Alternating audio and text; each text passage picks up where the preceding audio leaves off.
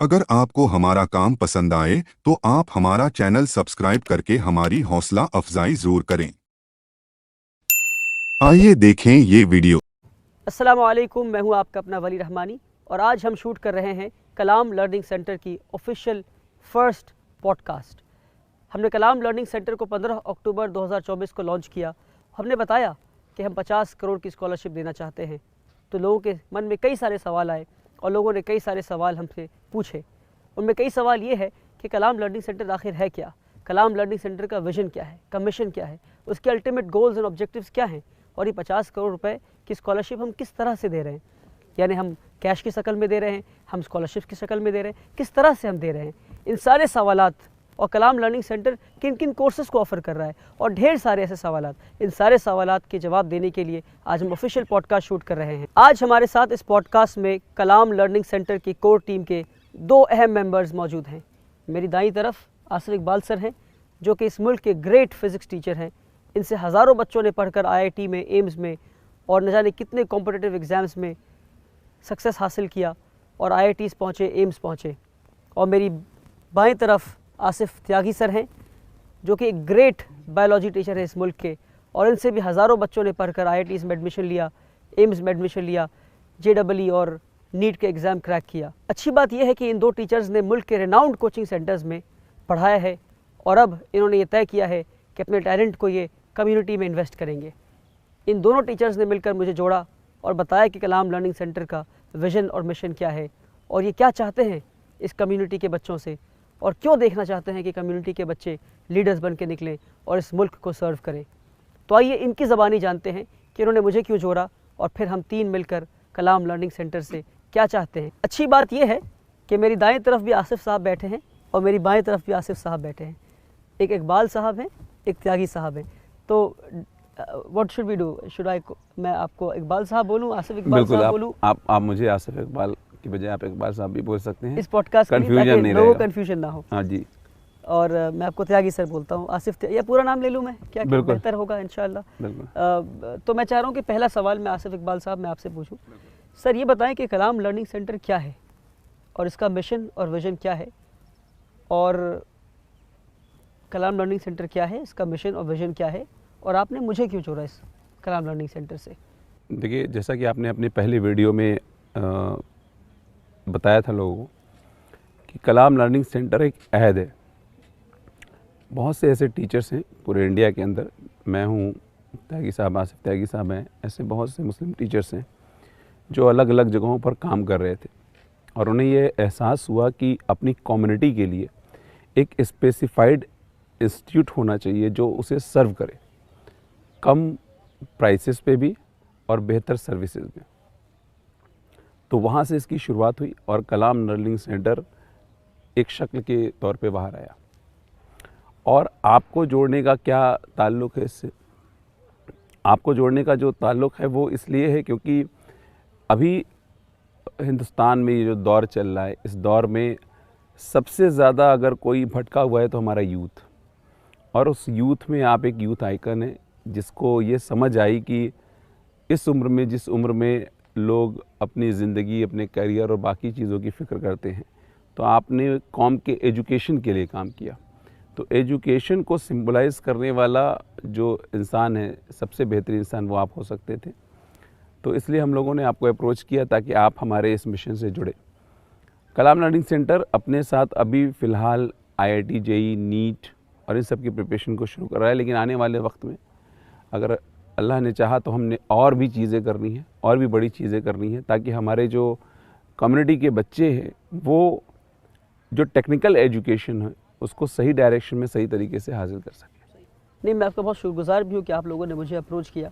अलग बात है कि थोड़ा वक्त लिया मैं कन्विंस होने में जी, मगर फाइनली आपके मिशन और विजन से मैं कन्विंस हुआ और इंशाल्लाह मैं आपके साथ तब तक हूँ जब तक नियत में इखलास इंशाल्लाह और ख़िदमत का इरादा है हमारा इंशाल्लाह।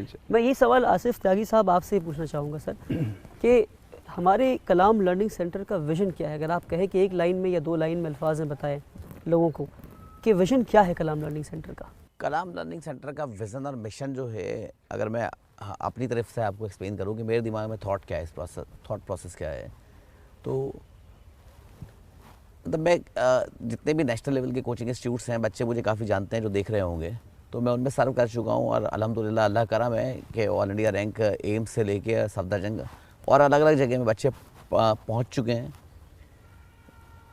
थोड़ा सा मेरे दिमाग में या दिल में मेरी तकलीफ़ तब हुई जो अभी हालात बदल रहे हैं, तो मतलब मैं किसी इंस्टीट्यूट में, तो मैं यहाँ नाम नहीं लेना चाहता उसका, हाँ, लेकिन क्या हुआ कि बच्चे कहीं शांति से नमाज़ पढ़ रहे थे और कुछ दूसरे ग्रुप के बच्चे ने उनकी नमाज़ को डिस्टर्ब करना शुरू कर दिया।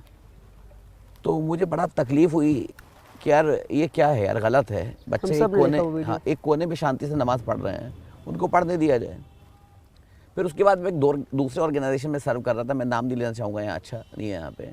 मतलब आप सोचिए कि वहाँ पे ईद की ना तो टीचर की छुट्टी है कोई, उसको छुट्टी अपनी ऑप्शनल लीव लेनी है, जबकि गस्टेड हॉलीडे है, जीएच है, मिलनी चाहिए, बच्चों को भी मिलनी चाहिए।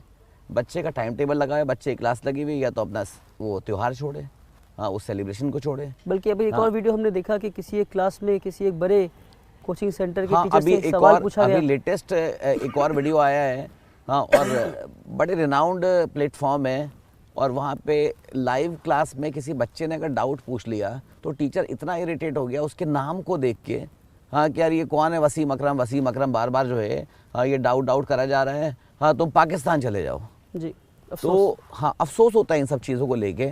तो मतलब मेरे दिमाग में आया कुछ कि ठीक है यार, कि कम से कम हमारी कम्युनिटी के बच्चों के लिए, हाँ, एक ऑनलाइन प्लेटफॉर्म भी या ऑफलाइन प्लेटफॉर्म भी ऐसा होना चाहिए जहाँ पे वो अथॉरिटी से आके पढ़ सकें, कि हमें कोई यहाँ से पाकिस्तान भेजने के लिए नहीं बोलेगा, एटलीस्ट अगर लेक्चर है, हाँ, या फिर अगर हमारे कैंपसेस आएंगे, ऑफलाइन कैंपसेस, तो अगर हम कहीं जानामाज बिछा के नमाज़ पढ़ना चाहें, हाँ, तो कोई हमें रोकने वाला नहीं है।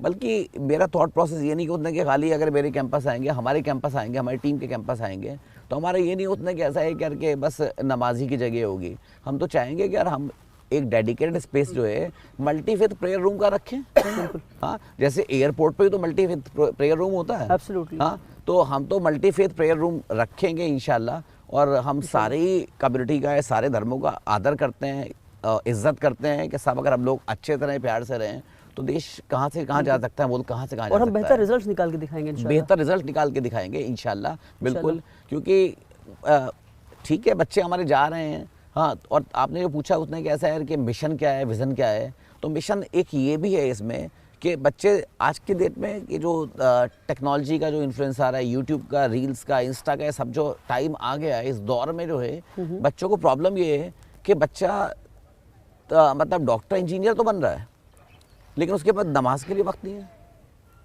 हाँ, वो अपने माँ बाप से बैठ के, उसे प्यार से बैठ के बात करने का वक्त नहीं है, हाँ, घर जा रहे हैं तो फ़ोन देख रहा है, या फिर उसके मतलब जैसे आप समझ रहे हैं, या फिर सैटरडे संडे जो है उसके पास ये नहीं कि उसने क्या था कुछ वक्त निकाले कम्युनिटी के लिए, उसको वीकेंड बनाने के लिए उसको क्लब चाहिए। तो हमारी कोशिश ये है कि मैं अपने बच्चों की भी अगर बात करूँ, अगर मेरे बच्चे डॉक्टर इंजीनियर बन जाते हैं, लेकिन अगर उनको कुछ दीन से बिल्कुल गाफिल हैं, हाँ, तो मेरा क्या कंट्रीब्यूशन सोसाइटी के लिए। तो ये प्लेटफॉर्म इस विज़न और मिशन के साथ आया है कि हम यहाँ पे तालीम के साथ साथ हम बच्चों को तरबियत भी देंगे, और तालीम और तरबियत अगर इकट्ठी आ जाएगी तो दुनिया में भी कामयाबी और इंशाल्लाह आखिरत में भी कामयाबी। ये मैं पूछना चाह रहा था, मुझे एक जवाब एक्सपेक्ट कर रहा था कि कलाम लर्निंग सेंटर बाकी ऑनलाइन प्लेटफॉर्म से और बाकी कोचिंग सेंटर से अलग किस तरह से है। तो मुझे लगता है कि सबसे बेहतरीन जवाब ये है कि यहाँ तालीम, जो हमारा स्लोगन है, तालीम, तरक्की और तरबियत, और हमारे पास जो एक शानदार तरबियती निज़ाम हम कायम करना चाह रहे हैं हमारे कोचिंग सेंटर के लिए। आज सोशल मीडिया के दौर में तरबियत बहुत मिसिंग है। बिल्कुल। आज के और मुझे लगता नहीं कि कोई कोचिंग सेंटर ऐसा है पूरे हिंदुस्तान में जहाँ तरबियती निज़ाम हो। जी, वो जहाँ मॉरल्स और एथिक्स पे काम किया जा रहा है। बिल्कुल, तरबियत के निज़ाम, अगर आप तरबियत के नाम पे देखेंगे, जो कुछ अगर कुछ प्रोवाइड कर भी रहे हैं तो शायद वो एक एक्सट्रीमिस्ट लाइन खींच दी उन्होंने। जो बेसिक चीज़ें हैं, जो बच्चों के रोज़मर्रा की चीज़ें हैं, उनको तरबियत के तौर पे वो नहीं सिखा रहे हैं या नहीं बता रहे हैं। तो ये बहुत ज़रूरी है। सोशल मीडिया में आज के वक्त में जो माँ बाप का सबसे बड़ा कंसर्न ये नहीं है कि हमारा बच्चा पढ़ ले, इतने स्कूल हैं और इतनी सर्विसेज, इतनी इंफॉर्मेशन टेक्नोलॉजी, एआई का ज़माना है। प्रॉब्लम ये नहीं कि इन्फॉर्मेशन अवेलेबल नहीं है, प्रॉब्लम ये है कि उसमें से राइट इन्फॉर्मेशन क्या है। तो वो उसको, उसी की एक मुहिम, उसी की एक कोशिश है कि हम लोग जितना समझ सके और आपके रहनुमाई में जितनी चीज़ों को हम सेटल करके लोगों तक पहुंचा सके इंशाअल्लाह ताला। नहीं, ये मैं कह रहा था, अभी एक प्रोग्राम में था और किसी डॉक्टर साहब ने प्रोग्राम में ये स्पीच दिया कि मुसलमान बच्चे डॉक्टर बन जाते हैं और फिर वो अमेरिका चले जाते हैं, डॉक्टर बन जाते हैं, कनाडा चले जाते हैं और अपने मुल्क के गरीब लोगों को भूल जाते हैं। बिल्कुल बिल्कुल। तो फिर मैंने ये कहा कि वो क्यों नहीं कनाडा जाएं, वो क्यों नहीं अमेरिका जाएं? क्या डॉक्टर बनते वक्त किसी ने उनसे कहा था गरीबों की सेवा करनी है, गरीबों की खिदमत करनी है? बिल्कुल बिल्कुल। तो डॉक्टर बनते वक्त के प्रोसेस में तरबियत नहीं था। बिल्कुल। जब आपने डॉक्टर बनने के टाइम उसको बताया नहीं कि डॉक्टर जी। इसलिए बनना है क्योंकि खिदमत करना है, जी जी। तो उसे क्यों एक्सपेक्ट करें कि डॉक्टर बन के वो खिदमत जी, करें? जी। And I think this is what will make Kalam learning center stand out, कि यहाँ डॉक्टर बनेंगे खुद के लिए नहीं, यहाँ इंजीनियर बनेंगे पेट के लिए नहीं। हम यहाँ डॉक्टर बनेंगे, हम यहाँ इंजीनियर बनेंगे इंशाअल्लाह, ताकि हम मुल्क की, जी देश की, लोगों की, गरीबों की और पूरी दुनिया की खिदमत कर सकें इंशाअल्लाह। खिदमत के जज्बे से बच्चों को डॉक्टर बनाएंगे, बिल्कुल। खिदमत के जज्बे से बच्चों को इंजीनियर बनाएंगे जी। इंशाअल्लाह। आइए मैं अपने अगले सवाल पे आता हूँ। आसिफ इकबाल सर, आप मुझे जी। बताएं कि लोग बहुत ही कंसर्न इस बात को लेकर कि हमारे पास टीचर्स कहाँ से आ रहे हैं, जी हमारी टीचिंग टीम क्या है, जी। क्या वो मजबूत है, उसमें जी। कितने लोग हैं, वो कौन जी। से लोग हैं, उनकी क्या कैलिबर है, उनकी क्या क्वालिटीज़ हैं, जी जी उनकी क्या बैकग्राउंड है, जी। अगर उस पर कुछ रोशनी अगर आप डाल सके, क्योंकि ये टीचर्स ही हैं जिनकी वजह से बच्चे बिल्कुल, रिजल्ट ला बिल्कुल, पाएंगे। बिल्कुल, बिल्कुल, like if you are saying that we will produce the best result, definitely then do we have the best set of teachers? Definitely. देखिए टीचर्स की जो टीम है वो बहुत बड़ी है। अभी तक हमारे साथ मोर देन 150 टीचर्स जुड़ चुके हैं। अगर मैं बात करूं उनके क्वालिफ़िकेशन की और उनके अचीवमेंट की, तो कोई भी टीचर ऐसा नहीं है जो इंडिया के रिनाउंड यूनिवर्सिटी या कॉलेज से ना पढ़ा हो, चाहे वो IIT JEE हो या मेडिकल की फील्ड में कुछ एम्स से भी हैं, कुछ दिगर मेडिकल कॉलेजेस हैं जो स्टेट में अच्छी रैंक रखते हैं, इंडिया में अच्छी रैंक रखते हैं। और साथ ही साथ सिर्फ ऐसा नहीं कि वो डिग्री होल्ड करने वाले लोग हैं, वो लोग अभी तक अचीव करवा चुके हैं बच्चों को। अब उनका एक अचीवमेंट ये है कि वो रैंक्स दे चुके हैं, इंडिया के अंदर टॉप 10 रैंक्स दे चुके हैं, टॉप 10 के अंदर रैंक दे चुके हैं और हज़ारों बच्चों को select हमारे करा आसिफ सकते त्यागी हैं। सर खुद- बिल्कुल बिल्कुल। One of them is Asif Tyagi sir. आप इनकी प्रोफाइलिंग जैसा कि आपने थोड़ा बताया भी, और सर अलग अलग जितने भी, आप कोई भी बच्चा किसी भी बड़े ब्रांड का नाम ले, उनको ये सर्व कर चुके हैं, वहाँ ये सर्व कर चुके हैं और अच्छे पैकेज पे सर्व किया है। ये नहीं कि सिर्फ आपने आप गए और आपने पढ़ाया, ऐसा भी नहीं है। कलाम लर्निंग सेंटर हमारे लिए ऑप्शन नहीं है, मिशन है। हम इसे ऑप्शन के तौर पे नहीं ले रहे हैं। हमारे टीचर्स जो हमारे साथ आ रहे हैं वो इसे ऑप्शन के तौर पे नहीं ले रहे हैं, वो इसे जॉब के क्या तौर पे हमारे ले रहे हैं। टीचिंग टीम में IITians हैं? जी जी बिल्कुल है, बिल्कुल है। IITian है, अलग अलग पूरी IIT की जितनी भी IITs का आप नाम लेंगे, IIT रुड़की हो, IIT चेन्नई हो, IIT मद्रास हो, IIT बॉम्बे हो, IIT खड़गपुर हो, हर लगभग सारे IITs के टीचर्स अवेलेबल हैं। कुछ मेडिकल कॉलेज के भी टीचर हैं और मेडिकल को पढ़ाने वाले भी बेहतरीन से बेहतरीन टीचर हैं। तो जो भी टीचर्स हमारे साथ आ रहे हैं वो ऐसा नहीं है कि बिल्कुल नए टीचर्स आ रहे हैं या कुछ ऐसा, क्योंकि हर एक वो जो टीचर हमारे साथ जोड़ रहा है उसके पास अपना एक मिशन है अपनी कम्युनिटी के लिए, और जो इस तरह के मिशन को रखे हुआ है उसी को साथ में लेकर के आ रहे हैं। क्योंकि अल्टीमेटली हमारा जो मिशन है वो तब तक सॉल्व नहीं होगा जब तक हमारे दिलों में एक कॉमन फ्रीक्वेंसी की चीज़ एग्जिस्ट नहीं कर रही है, और वो कम्युनिटी सर्विस। डेफिनेटली वो कम्युनिटी सर्विस है। सही। और ये जितने भी लोग हमारे साथ आ रहे हैं वो ऑलरेडी फिल्टर्ड लोग हैं। जब वो क्लासेस में आएंगे, बच्चे जब देखेंगे तो खुद ब खुद बताएंगे कि अच्छा ये टीचर फला जगह पढ़ाता है, ये टीचर फला जगह पढ़ाता है। मैं भी पढ़ाऊँगा, मैं फिज़िक्स पढ़ाऊँगा, सर बायोलॉजी पढ़ाएंगे, तो मैं भी अगर फिज़िक्स पढ़ा रहा हूँ तो मेरा भी टीचिंग एक्सपीरियंस 20 साल का है, मोर देन 20 या 25 कह सकते हैं। तो मेरे पास भी एक लिस्ट है, सर के पास भी एक लिस्ट है, तो we too are having list. और ऐसे सारे लोग, जितने भी लोग हमारे साथ आ रहे हैं, सभी लोग ऐसे ही है। तो हमने कोशिश ये की है कि हमारे साथ जो लोग मौजूद हों वो रिज़ल्ट प्रोड्यूस करने वाले हों, सिर्फ टीच करने वाले नहीं हों, सही। जो हमारे बच्चे को कस्टमर ना बोले, जो हमारे बच्चे को क्लाइंट ना बोले, वो हमारे बच्चे को बच्चा बोले, सही। वो हमारे बच्चे को अपनी औलाद अपने बच्चे की तरह समझ करके पढ़ाए, तभी वो तालीम के साथ तरबियत को अंदर डाल पाएगा। नहीं तो ये बातें जैसे बाकी लोगों की बाकी जगहों पर हवा हवाई है, वैसे यहाँ भी हवा हवाई हो जाएगी। सही।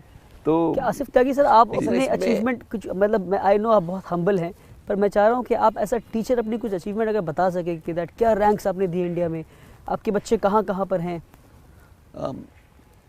एम्स में रैंक 1 प्रोड्यूस कर चुके हैं। शुभांगी अरोरा बच्ची थी हमारे पास एक। माशाल्लाह। हाँ, सफदरजंग मेडिकल कॉलेज जब इस्टेब्लिश हुआ था, हाँ, तो उसका जो पहला एग्ज़ाम हुआ था जो एंट्रेंस का, तो उसमें भी रूपाली मलिक टॉपर थी। मैं अगर मैं आपको नाम भी कोट करूँ, क्योंकि अगर मैं ऐसे ही बोलता रैंक 1 तो आपको समझ में नहीं आएगा, लेकिन अगर मैं सही। नाम से बोलूँगा तो आप अगर सही। गूगल भी करेंगे आपको मिल जाएगा। हाँ, इवन ये रूपाली मलिक जो बच्ची है जिसकी रैंक 1 थी, उसकी बड़ी इंटरेस्टिंग स्टोरी है, अभी मैं अगर बताऊंगा आपको। हाँ, उसका बल्कि इवन ये कि उसने उस कॉलेज से पढ़ा, रैंक 1 आई उसकी। इवन आज की डेट में वहाँ पे वो मेडिसिन डिपार्टमेंट में एज एसोसिएट प्रोफेसर काम कर रही हैं वो। माशाल्लाह। अगर सर जल्दी जल्दी बता सके और अचीवमेंट्स क्या है, मगर आई थिंक 9 रैंक होल्डर्स हाँ, आपके बिल्कुल। पास। 9 टाइम जो डिफरेंट पीएमटीज हैं उनमें मेरी रैंक 1 आ चुके हैं बच्चे, 9 टाइम रैंक 1 ला चुके हैं। माशाल्लाह। और single digit double digit rank जो हैं उनका third, all India rank 3rd, all India rank 4th, all India rank 5th AIIMS में। मतलब ये ऑलरेडी, या मान लीजिए कि 10th तक अगर आप कोई भी नंबर बोल ले तो कहीं ना कहीं मेरे खुद के इंस्टीट्यूट के या फिर जिन इंस्टीट्यूट में मैंने सर्व कर रखा है वहाँ से मेरे ही बैच के बच्चे वो निकाल चुके हैं। नहीं, और एक बिल्कुल चीज़ और, जो आप टीम की बात बोल रहे थे, तो मैं यहाँ पे वो आसिफ इकबाल साहब की बात में एक और ऐड करना चाहूँगा, बस मतलब नट शेल में, इन शॉर्ट, कि मतलब आप ये बोल सकते हैं कि उसने कैसा है कि वो बिल्कुल टेस्टेड टीम है एंड मोस्ट ट्रस्टेड टीम है। वो ऐसा नहीं उसने कोई भी इस प्लेटफॉर्म पे आगे पढ़ाएगा। हाँ, जिनके अचीवमेंट्स हैं, जिनके क्रेडेंशियल्स हैं, जिनके रिजल्ट्स हैं, सही। हाँ, और खाली रिजल्ट नहीं, खाली Tested and क्रेडेंशियल trusted। नहीं है, टेस्टेड एंड ट्रस्टेड। अल्हम्दुलिल्लाह। हाँ, और टीचर्स में एक और ख़ास बात है हमारे, हाँ, कि वो उनके अंदर कंपैशन है, अल्हम्दुलिल्लाह। उनके अंदर एम्पैथी है। वो ये नहीं उसने कहता है बस पढ़ाया, अपना पैकेज लिया, अपने पैसे लिया, निकले। नहीं, बिल्कुल। वो ये बातें compassion और सुनकर empathy आई जो एम है ना, श्योर कि जो हमारे व्यूअर्स हैं वो समझ रहे होंगे, जो बच्चे कलाम लर्निंग सेंटर में एनरोल करेंगे बेहद खुशकिस्मत बच्चे होंगे। अगर आप जैसे टीचर्स और आप जैसे टीचर्स उनको पढ़ाएंगे, और हमारे पास जो 150 टीचर्स की टीम है, कंपैशनेट टीचर्स की टीम है, जब वो टीचर्स उन्हें पढ़ाएंगे तो खुशकिस्मत बच्चे होंगे जो कलाम लर्निंग सेंटर में आकर तालीम और तरबियत हासिल करेंगे इंशाअल्लाह। तो इसी से मैं अपने अगले सवाल पे आता हूँ। आसिफ त्यागी सर, मैं आपसे जानना चाहूँगा कि ये जो हमने 50 करोड़ रुपए के स्कॉलरशिप का ऐलान किया है, ये हम देंगे कैसे, और ये स्कॉलरशिप का पर्पस क्या है? क्योंकि अक्सर लोग समझ रहे हैं कि भाई आप अगर टेस्ट पास कर गए तो आप कहीं भी पढ़ेंगे तो आपको कैश दे देंगे, आपकी फ़ीस दे देंगे, या इस तरह की चीज़ें लोग समझ रहे हैं। इस पर अगर आप अच्छे से क्लैरिटी दे दें कि भाई ये 50 करोड़ की स्कॉलरशिप क्या है और स्कॉलरशिप की ज़रूरत क्या है। जी, स्कॉलरशिप की ज़रूरत एक तो ये है कि अवेयरनेस क्रिएट करने के लिए स्कॉलरशिप एग्ज़ाम्स क्रिएट किए जाते हैं, या फिर कोई भी कोचिंग इंस्टीट्यूट अगर आप देखें सबका स्कॉलरशिप का एडमिशन टेस्ट होता है, जी। वो इसी टाइम में होता है, जिससे कि बच्चा अगली क्लास में जब जाने वाला है, हाँ, तो उसमें उसका क्या स्कोर आने वाला है उसके अकॉर्डिंग उसको स्कॉलरशिप अवार्ड की जाती है। तो एक तो ये कि स्कॉलरशिप एग्ज़ाम में किसी भी बच्चे को जो अपीयर होता है उसको सबसे बड़ा फ़ायदा तो ये होता है, स्कॉलरशिप तो छोड़ी, हो तो सेकेंडरी है, हाँ, उसको एटलीस्ट ये पता चलता है, हाँ, कि वो नेशनल लेवल पे कहाँ स्टैंड कर रहा है। एब्सोल्युटली, बहुत बड़ी बात। सपोज यार कि मैं अपनी क्लास का टॉपर हूँ, बिल्कुल तो यार ऐसे तो हिंदुस्तान में यार हज़ारों स्कूल है ना, सही। हाँ, बल्कि लाखों है। अगर मैं काउंट पे आ जाऊँ जब वो एग्ज़ाम देने आएगा फाइनली, तो फिर उसको एटलीस्ट ये कि जो बच्चा टॉपर है, अपने स्कूल का टॉपर है मान लिया, तो उसको अपनी कोर कॉम्पिटेंसी पता चलनी चाहिए। सही। हाँ, कि हमारा जो एग्ज़ाम होगा तो उसमें उसको स्टेट रैंक देंगे हम लोग, उसकी सिटी रैंक देंगे, उसको नेशनल लेवल पे रैंक देंगे। तो उस बच्चे को एक तो ये पता चलेगा कि अगर वो JEE की तैयारी करने जा रहा है, जहाँ पे 2% बच्चे का सिलेक्शन है, अगर वो नीट की तैयारी करने जा रहा है जहाँ पे 2% ही रिजल्ट है, हार्डली, या 3-4% रिजल्ट है, तो अगर वो उस ब्रैकेट में आ रहा है नहीं आ रहा है, भाई अपनी क्लास का टॉपर है, उसे लग रहा है मेरी पढ़ाई तो बहुत अच्छी चल रही है, सही। लेकिन जब उसके पास ये नेशनल लेवल का स्कोर आएगा, नेशनल लेवल का एग्जाम देगा स्कॉलरशिप का, तब उसको पता चलेगा, हाँ, कि मेरी स्ट्रेंथ कितनी है। अगर अच्छी है तो हम उसको और बढ़ाने की कोशिश करेंगे, अगर ख़राब है तो उसको पता चलेगा, उसके सामने एक उसका चेहरा, मतलब एक आइडिया आ जाएगा ना, उसको उसका प्रोफाइल सामने आ जाएगा, उसको कितनी तैयारी की ज़रूरत है। एक बेसिक पर्पस तो ये कि उसको ये इस एग्ज़ाम के ज़रिए ये पता चलेगा कि नेशनल लेवल पे वो बच्चा कहाँ स्टैंड कर रहा है, अपने शहर में कहाँ स्टैंड कर रहा है, अपने स्टेट में कहाँ स्टैंड कर रहा है, नेशनल लेवल पे कहाँ स्टैंड कर रहा है। दूसरा जो आपने सवाल पूछा है कि स्कॉलरशिप हम लोग कैसे डिस्ट्रीब्यूट करेंगे, 50 करोड़ हाँ, की स्कॉलरशिप। हाँ, तो स्कॉलरशिप एक्चुअली क्या है कि स्कॉलरशिप में हम लोगों ने कैश रिवॉर्ड नहीं रखा है, रीज़न ये जो हमारा टारगेट ऑडियंस है, आपको भी पता है उसमें कैसा है कि अगर मैं मुस्लिम या माइनॉरिटीज़ की बात करूं, तो उसमें मुस्लिम माइनॉरिटी तो स्पेशली जो है वो बहुत ही अंडर मतलब बैकवर्ड आ रही है, लोअर मिडिल क्लास फैमिली से बिलोंग करती है। अगर मैं उसको 10,000 रुपये दे भी देता हूँ, सब उसको एग्ज़ाम में अच्छा कर रहा है, पता लग रहा है उसके पापा ने, उसके भाई ने मोबाइल फ़ोन ख़रीद लिया, या फिर ये कि उसका पिज़्ज़ा मंगा के खा लिया, तो हमारा पर्पस डिफीट हो जाएगा, तो हमारा मिशन ही फेल हो जाएगा। तो जो स्कॉलरशिप हम लोग देने जा रहे हैं उसको पढ़ाई के लिए देने जा रहे हैं। बिल्कुल। हाँ, तो बच्चा सपोज 8th क्लास में और वो स्कॉलरशिप का एग्ज़ाम देता है, से उसकी 50% स्कॉलरशिप आई। हाँ, और वो 9th में अगर हमारे से कोई कोर्स लेने वाला है और उस 9th वाले कोर्स की अगर हमारी कुछ 3,000 रुपये फ़ीस है, 5,000 रुपये फ़ीस है, तो उसकी 50% स्कॉलरशिप वहाँ अप्लाई हो जाएगी उसकी, और उसकी फ़ीस कम हो जाएगी। किसी की 100% भी आ सकती है, उसको फ्री पड़ जाएगा, किसी की 90% भी आ सकती है, उसको अकॉर्डिंगली कम हो जाएगा। हाँ, वो डिपेंड करता है उसके बच्चे की परफॉर्मेंस के ऊपर।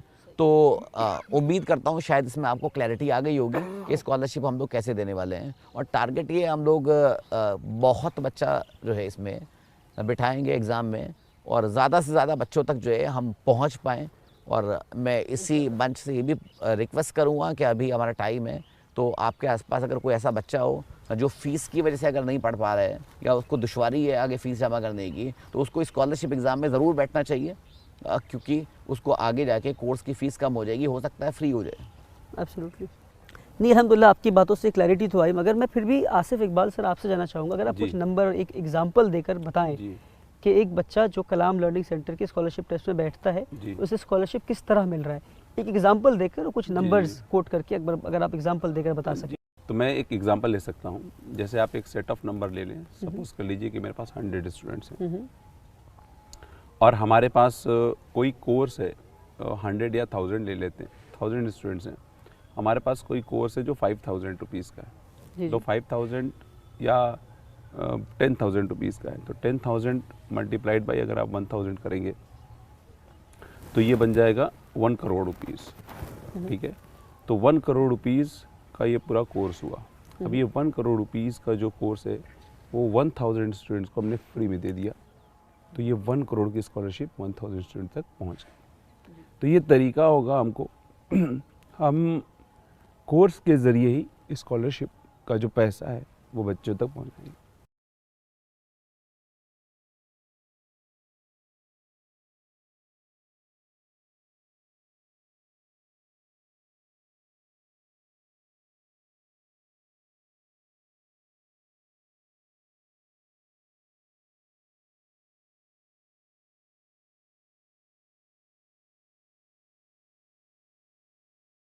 जी बिल्कुल। देखिए, पहली तो कोशिश ये है कि हम ऑनलाइन सेंटर जो अपना ऑनलाइन टीचिंग है उसको बहुत स्ट्रॉन्ग करें, क्योंकि ऑनलाइन एक ऐसा ज़रिया है जिससे हम बहुत छोटी जगहों पर पहुंच सकते हैं, छोटे गांव तक पहुंच सकते हैं, हर जगह पहुंच सकते हैं। तो एक तो प्रोमिनेंटली हमारा ऑनलाइन है, सही। दूसरी चीज़ ऑफलाइन में भी हम सेंटर फॉर एक्सेलेंस लेकर के आएंगे। आने वाले वक्त में अगले 1 महीने 2 महीने के अंदर हम अनाउंस करेंगे अपने ही प्लेटफॉर्म से कि हम किन किन जगहों पर लेकर के आ रहे हैं सेंटर फॉर एक्सेलेंस, इंशाल्लाह, जहां हम ऑफलाइन सर्विसेज भी दे पाएंगे।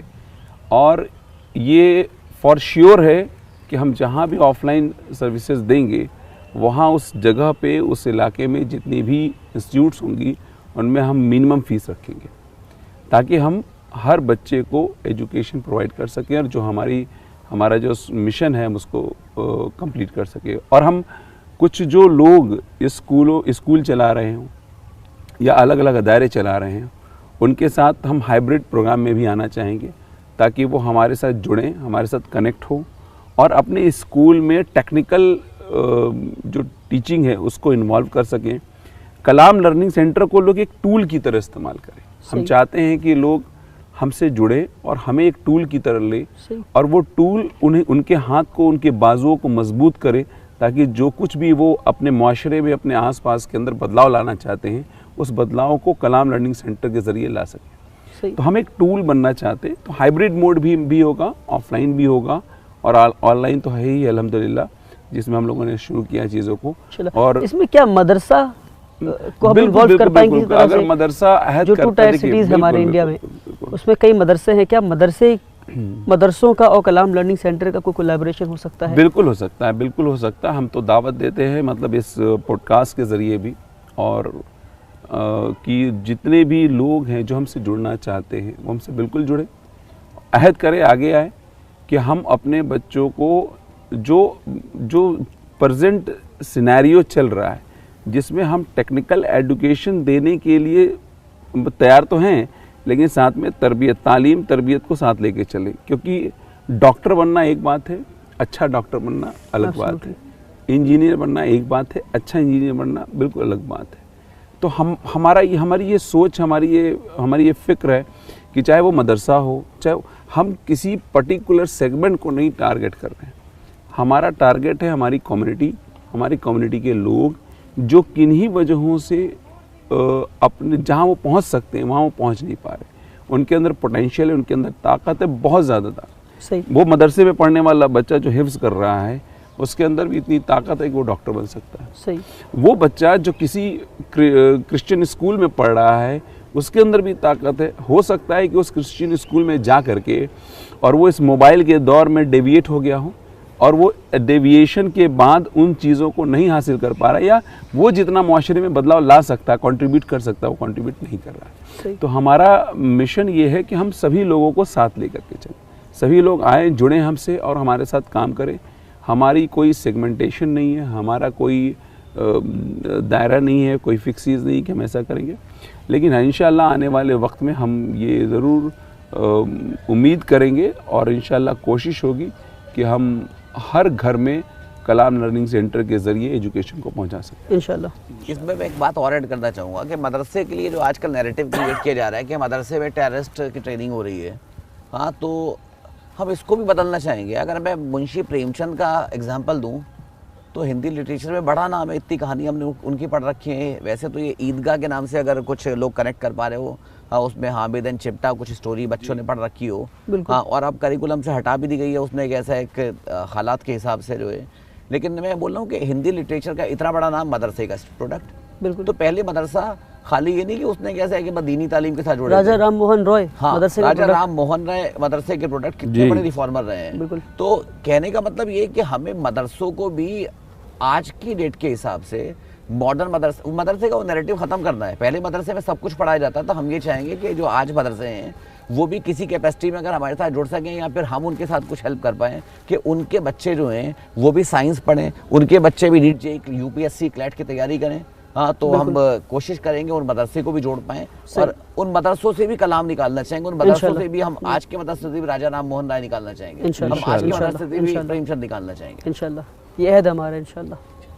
एक बहुत अहम सवाल हमसे लोग पूछ रहे हैं और कई सारे लोगों ने पूछा है, सिर्फ नीट जेईई की क्यों बात कर रहे हैं, एनडीए की तैयारी क्यों नहीं करा रहे कलाम लर्निंग सेंटर, हम यूपीएससी क्यों नहीं करवा रहे, हम लॉ की तैयारी क्यों नहीं करा रहे, नेशनल लॉ यूनिवर्सिटी की क्लैट की तैयारी क्यों नहीं करा रहे, सीडीएस की तैयारी क्यों नहीं करा रहे, सिर्फ जेईई और नीट की तैयारी कराएंगे हम या बाकी कॉम्पिटिटिव एग्जाम्स को भी एक्सप्लोर करेगा कलाम लर्निंग सेंटर?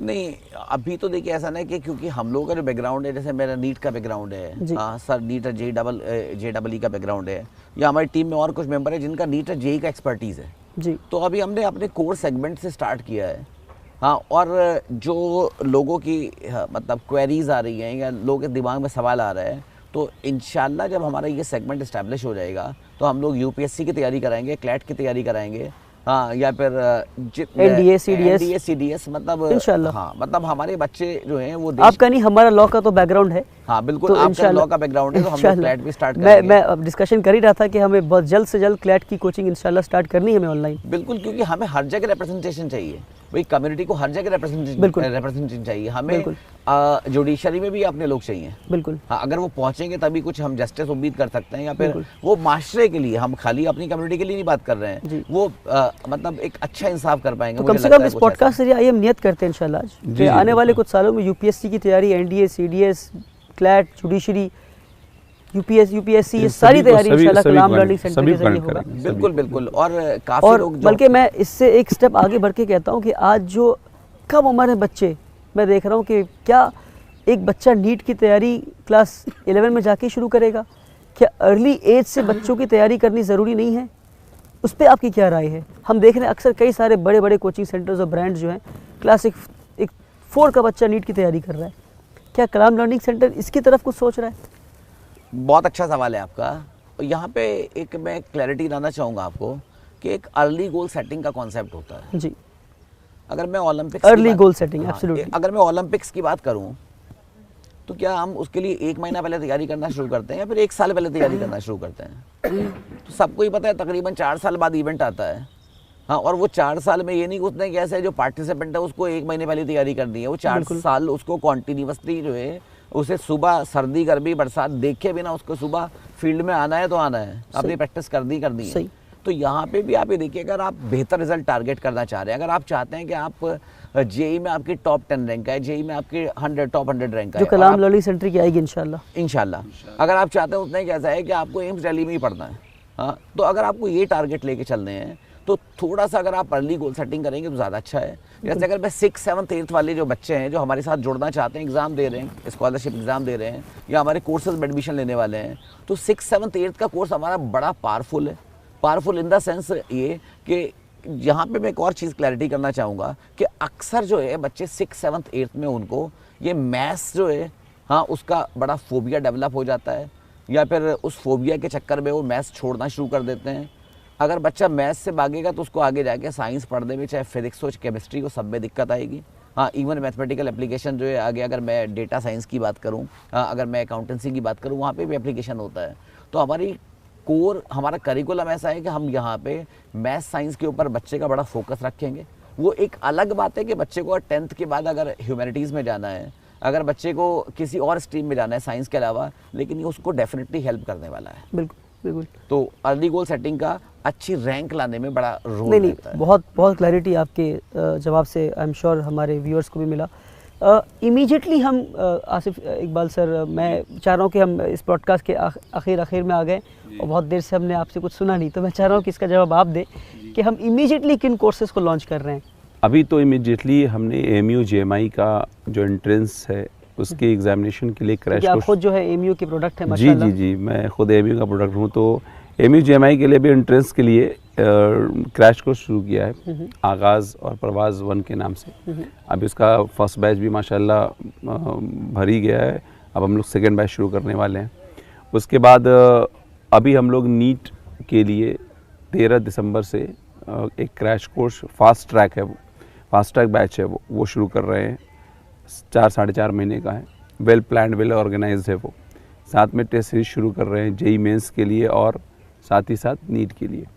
तो फ़िलहाल इस बार आपने देखा कि कितने रजिस्ट्रेशंस हुए, आपको डेटा पता ही है, और उस रजिस्ट्रेशन में इतनी डिमांड आई, इतने लोगों ने कहना शुरू कर दिया कि कुछ शुरू करिए, तो वो पुरजोर डिमांड पे इसको अभी फ़िलहाल हम लोगों ने ऑन बोर्ड कर दिया है।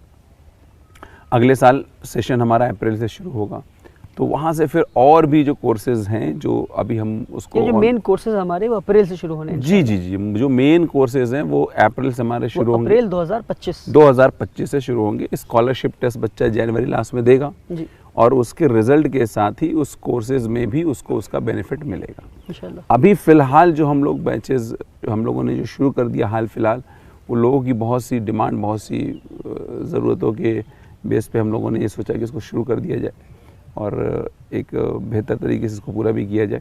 नीट के लिए हालांकि अभी हमारे पास टाइम भी है और AMU JMI के लिए हमारे पास टाइम है, 11th के लिए, 9th के लिए भी टाइम है। तो वो कोर्सेज़ जिनका एग्ज़ाम हम इतना है कि इतना वक्त है कि जिसका प्रिपरेशन हम करा सकते हैं ठीक से, तो उसे करवा करके इंशाल्लाह। जी। तो मुझे लगता है कि अक्सर सवालों के जवाब आज आसिफ सर और आसिफ सर ने दे दिए हैं। बहुत बहुत शुक्रिया आसिफ इकबाल साहब और आसिफ त्यागी साहब कि आप इस पॉडकास्ट में जुड़े, क्योंकि मुसलसल सवाल मुझसे लोग पूछ रहे थे, तो मैंने आप दोनों से गुजारिश की कि प्लीज़ आइए, दुनिया के सामने बताइए कि भाई मैं अकेला नहीं हूँ और हम कई लोग हैं जो मिलकर काम कर रहे हैं, और 2 अहम मेंबर को हमने आज जोड़ा और आपके ज़रिए हमने लोगों तक जवाबात पहुँचाए। तो आई थिंक अक्सर सवालों के जवाब मिल गए हैं। अब मैं लोगों से गुजारिश करना चाहूँगा कि लोग हम पे ट्रस्ट करें, भरोसा करें, जिस तरह से पिछले कई सालों से आपने मुझ पर पर्सनली भरोसा किया है। मैं अपना भरोसा और अपना ट्रस्ट इन लोगों पे डाला है और कलाम लर्निंग सेंटर के कोर टीम पे डाला है। बल्कि मैं कहता हूँ मैं भी एक उतना ही अहम हिस्सा हूँ जितना अहम हिस्सा हम बाकी कोर मेंबर्स हैं टीम के, और आप भी हम पे भरोसा करें। और जितने भी माइनॉरिटी मदरसेज़ हैं, स्कूल्स हैं, और आप सबसे गुजारिश है कि आप कलाम लर्निंग सेंटर के दिए हुए नंबर पे कॉल करें और आप कलाम लर्निंग सेंटर से जुड़ने की कोशिश करें, हमारे कोर्सेज़ लें, अपने यहाँ अगर ऑफलाइन सेंटर बनाना चाहते हैं ऑफलाइन सेंटर बनाएं, और जिस तरह से भी जुड़ने की कोशिश करें आप भी सामने आकर अपने आइडियाज़ दें और हम कोलैबोरेट करके एक कोलैबोरेटिव स्टाइल में इंशाल्लाह हम इस काम को आगे ले चलते हैं। कलाम लर्निंग सेंटर ना आपका है, ना आपका है, ना मेरा है। कलाम लर्निंग सेंटर इस मुल्क के हर मुसलमान का है, जो इस मुल्क के हर मुसलमान बच्चे को एक लीडर बनता हुआ देखना चाहता है इंशाल्लाह। बहुत बहुत शुक्रिया आपका। Thank you for patiently watching us and being with us. Thank you so much. अगले पॉडकास्ट से फिर मुलाकात होगी।